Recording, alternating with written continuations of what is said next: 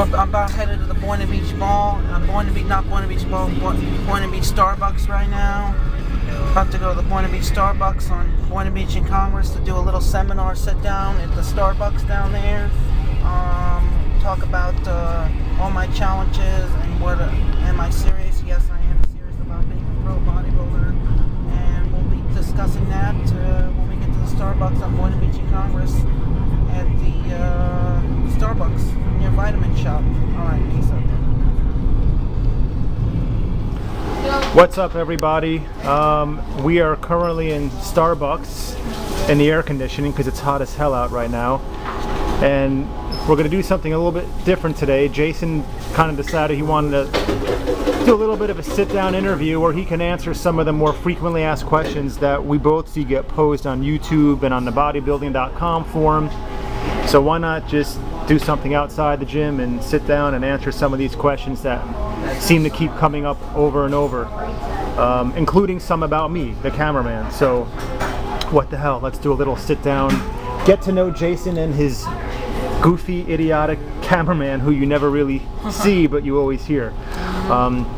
So Jason, the first question that I always see come up over and over is people keep asking on many different forums, are you some kind of actor or comedic genius who's been pulling a fast one on YouTube for the past 3 years, or are you for real, and are you 100% serious about actually becoming a pro bodybuilder? Yes, I am. I'm 100% serious about being a pro bodybuilder. Number one, the reason why is I give it all my passion, all my heart, all my dedication, all my discipline, all my love, all my heart. And another thing is that I'm very, very passionate about food, supplements, dieting, nutrition, and training, and giving it 100 to 110% of my time, not just with the training aspect, but with the dieting program and what I put in my body. I've really made improvements in the last 3.5 years on my physique. As you know, I used to be real chubby and fat, but that bloatness is gone. I've really transformed my body in the last 3.5 years. When specifically, and how specifically, did you become so passionate and one could say obsessed with the sport of bodybuilding and working out? When I watched Pumping Iron with Arnold Schwarzenegger and Lou Ferrigno and Franco Columbu and Frank Zane and Frank Zane and all them, and Mike Katz, I became fascinated with bodybuilding. And then I got fascinated with bodybuilding when I used to read Arnold's books back in the day about how it doesn't matter how much you weigh, it matters good you look in the mirror, his slogan. And I want to pump you up was his best slogan. I really, really love bodybuilding, and ever since then I've loved other bodybuilders like Tom Platz, Paul DeMeo, known for their legs, you know, Kai Green, Phil Heath, many of the greats like Bob Paris, Bill Dobbs. And I think I've heard you say before your father was in the sport, is that true? Yes, my father was in the sport, yes. And many other pros like Flex Lewis, Flex Wheeler, you know, Richard Gaspari, you know, a lot of greats like Sergio Olivia, you know, Lee Haney, Dorian Yates, my favorite. You know, I really got into it since then, and I fall in love with it. It's all my heart and all my soul and my life, my passion. I do have a photographic memory when it comes to the bodybuilding sport, so it's like I'm saying, my 3 ultimate favorite bodybuilders was Dorian Yates, who won the Mr. Olympia in 1992 to 1997, who believed in hardcore training. He trained at the Temple Gym, and believe it or not, in the Temple Gym they had no toilets, so it was hot and sweaty in the gym and hardcore. So obviously you push like a freak. He believed in the 4 to 6 repetitions, 6 to 8 repetitions, 4 to 6 head sets, hardcore until you can't do it anymore, until you expand the muscle, and you know you can't push anymore until you faint.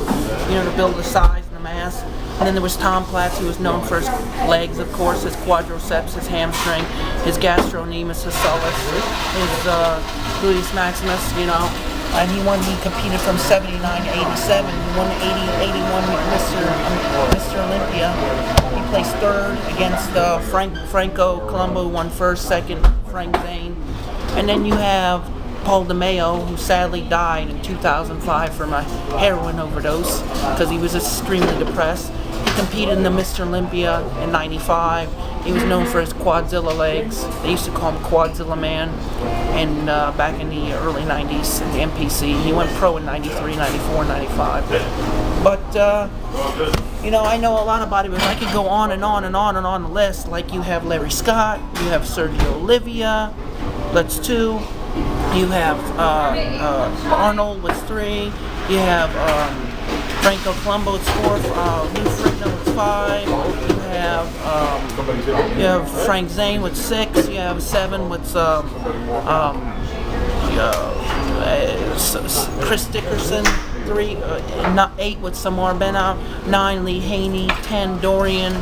You know, 11 Ronnie Coleman. 12 Jay Cutler. 13 Ty Green. 15 Phil Heath. 16 Johnny Jackson. 17 16 Dexter Jackson. 15 or 16 Ron Harris. 18, 19 Skip LaCour, 20 Trixie Jackson, 20 Rolly Winkler. I could keep going on and on and on with the list. There's so many, like John DeFendis, Chris Cook, Craig Titus, you know, Gunnar Sleerkamp, and that's it. Now, when you and I first started doing these videos back, and I'd say, well, you and me anyway, not your other producer, back in 2010, I would show up at the gym with my cell phone and film you for a minute. We work out at the same gym. We're there at the same time. It was very easy to do. But, you know, here we are 3 years later, and I'm still filming these videos, and we're still putting them up on YouTube, and I didn't think I'd be involved with you like this in terms of filming. Did you ever think you'd be this guy on YouTube and people are watching your videos in Australia and Ireland and Canada, all around Europe, and getting hundreds of thousands of views? Because I sure as hell didn't. And what do you have to say to these people who have actually made it possible for you to, I don't want to use the term internet celebrity, but let's be honest, you're becoming more and more well known, I guess, by the week or by the month because of these videos that we keep doing. I thank them all. You know, I am sort of an internet celebrity, and you know, I don't take advantage of it. But the thing is, you know, I respect all my fans. You know, supported me from the get-go, and you know, I'm well known all over the world. So I would consider myself an internet celebrity as of now. You know, I've really spread all over the world with 800,000+ views. You know, I mean, I got 1,500 subscribers. So yeah, I consider myself an internet celebrity because pretty soon, obviously, I'm getting to get paid through YouTube again. So I can make a couple $100, you know, doing that. So I consider myself an internet celebrity. Now, in your earlier videos, 2009, 2010, even 2011 for a portion of it, a lot of people didn't like you, and you picked up a lot of haters because you were very cocky on camera. Yeah. You were arrogant. You talked a lot of shit. You pissed off a lot of people in the gym. Do you think that's why people are quote-unquote haters and want to see you fail? And have you become more humble in recent months? I have become more humble in recent months, but another thing is I think I got a lot of haters down the line because they were jealous of my physique, and I can presentably show what I had working with the legs, as you know, and the forearms and the package, and it was sitting right in my fucking face. So basically, yeah, I got a lot of haters because, yeah, I have some body parts that are better than the average person. So showing them off was no problem being cocky because I had some good attributes, like my calves, for instance. I could flash those all day, and same with the forearms, because I had those.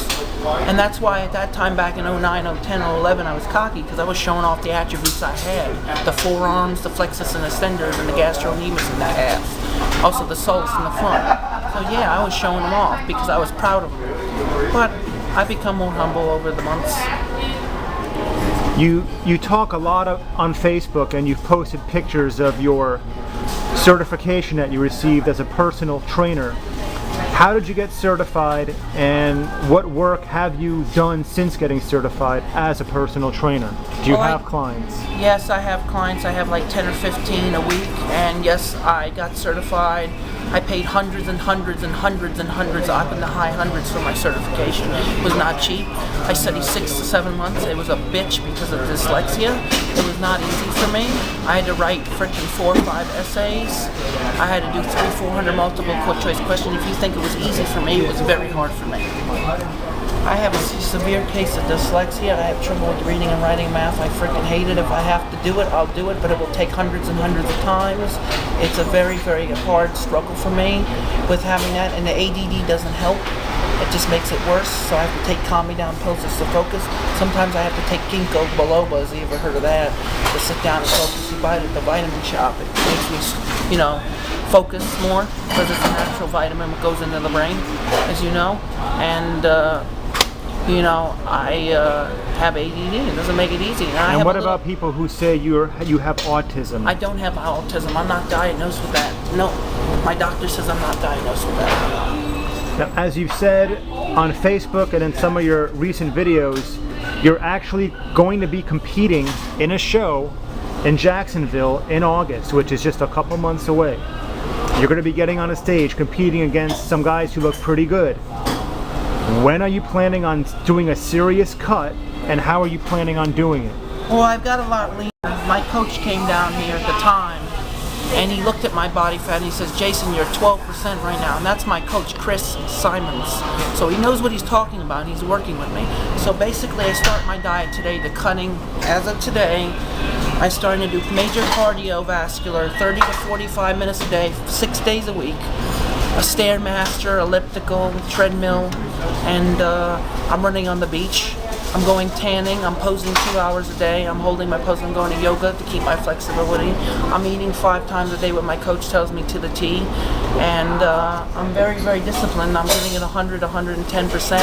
And I'm phasing all my friends out of my life because I don't have time right now. Only people in my life is the people I, care about me, and I care about them.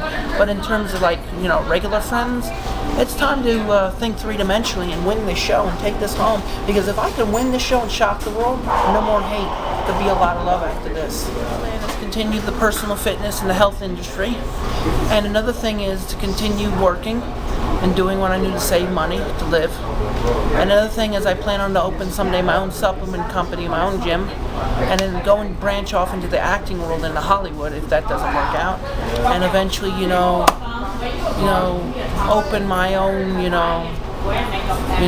t-shirt company and do other things. What if I make it to the top of the amateurs? I'm okay with that. But you know what? Until then, let's keep just trying. Well, I'll tell you this. I take isolated protein shake 4 times a day. I take my multivitamins. I take my branched chain amino acids. I take my glutamine, my glycosamine on a daily basis. I also take my cracklin and my post and pre-workout drinks. But if it's talking about alabonic stuff, I won't get into that discussion. I can't, I'm sorry. That's a private matter, and I won't discuss that on camera. I've been hurt so many times by girls and, rejected. So, of course, I'm going to feel down and out about myself because I've been hurt so many times in the past, and so many bad things have happened to me.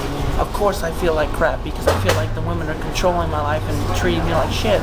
So, of course, I'm going to feel like sad and depressed. I'm trying to find that special someone, that special woman who, who loves me for who I am, not my outer shell or inner shell, and who can set me, for who I am as a good person, not by, quote, my dyslexia, my ADD, and who can accept me as a good man and a kind-hearted person and not treat me and stomp all over me and take advantage of me like shit. And I haven't found a good woman yet. I just can't. You sort of did not too long ago, right? I sort of did, but it was not a real relationship. It was more of a fun little excursion, But I haven't found that one woman yet, and I'm still looking, I'm kind of lonely, and I live by myself, so it's just, it's just tough. It's just tough, and I feel like girls sometimes do treat me bad, They hurt me tremendously. I have tremendous feelings, and I deserve respect, and I don't deserve to be taken advantage of or stomped all over. And here's another one that a lot of people seem to want to know. What is up with Jason Genova? What is the deal with all of the Star Wars videos and references that you're posting like 6, 7, 8 times a day on Facebook? Why do I do Star Wars? Well, that's my character. I'm the villain. I'm Darth Vader. I'm him. And I'm the villain, and everybody seems to hate me, so you know what? Why not be the villain? Why not be the bad guy? Because you're hating on me and you're making me angry, so why not show a little retaliation and some revenge on the haters? This is Jason Genova. Genova signing out. Bye. Hope you like my video. Peace out. Bye.